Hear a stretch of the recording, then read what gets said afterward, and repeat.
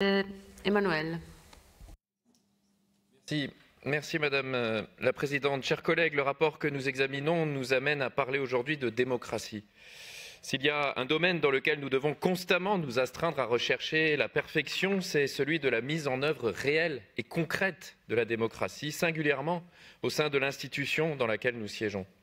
Or, comment pourrions-nous prétendre à la démocratie quand plus de la moitié de la population en est exclue, ou en tout cas quand les conditions ne sont pas réunies de l'accès et de l'accessibilité pour plus de la moitié de la population à nos institutions et donc à la démocratie?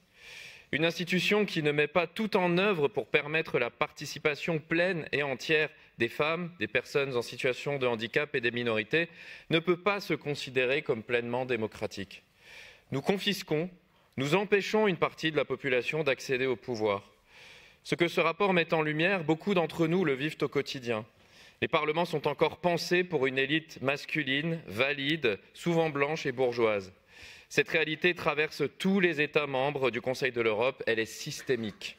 Comment expliquer qu'en 2023, la députée européenne Leila Chaibi n'a pas pu faire reconnaître son congé maternité au Parlement européen? Elle déplorait alors, je la cite, « Ce Parlement est en fait comme un endroit fait pour les hommes et qui n'a pas pris en compte qu'on pouvait être une femme en âge de procréer avec la volonté de procréer et qui pouvait être élue. » Pas de vote à distance, pas de procuration, pas de suppléance possible. Même chose pour ma collègue Mathilde Dignet à l'Assemblée nationale française en 2022. Elle a d'ailleurs déposé une proposition de loi pour pouvoir être suppléée pendant un congé parental. Comme si le fait de devenir maire vous disqualifiait pour être élu, comme si on refusait d'admettre qu'un député peut être une députée et être en âge d'avoir une ou un enfant. En France, ce n'est que le 12 mars de cette année qu'a été supprimé le vote par la procédure dite « assis debout » à l'Assemblée nationale. Une tradition, oui, mais c'est une absurdité totale pour les personnes en situation de handicap.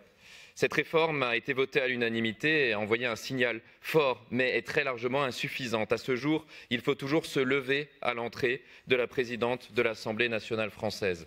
Autre tradition, autre barrière. L'inclusion ne peut pas être partielle, elle doit être totale. Et ne nous y trompons pas, nous débattons de cela à un moment où la montée de l'extrême droite, des mouvements anti-genre et réactionnaires et de tous les conservatismes menace jusqu'aux droits les plus fondamentaux. Mon groupe de la gauche unitaire européenne remercie et félicite Madame Bardina pour ce rapport essentiel dont nous soutenons les résolutions et qui nous rappelle une exigence que nous devrions toutes et tous partager. Il est temps que nos parlements ressemblent à nos peuples. Il est temps que le pouvoir s'ouvre à celles et ceux qui en ont toujours été écartés. Il est temps que les représentantes et les représentants élus puissent réellement incarner la démocratie dans des conditions d'égalité pure et parfaite et de liberté non faussée. Je vous remercie.